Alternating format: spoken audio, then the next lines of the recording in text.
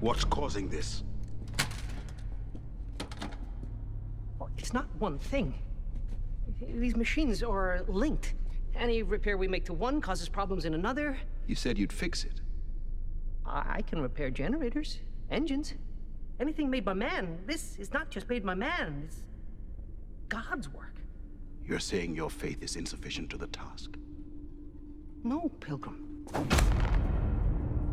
We searched for this temple for years, sacrificed countless lives, and now our future, our destiny hangs in the balance, and you would surrender while breath still swells your body. Pilgrim. I'll fix it, Pilgrim, I promise. It will be done. See that it is. It's not his fault.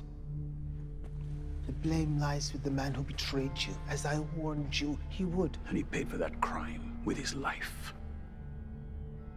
Are you sure?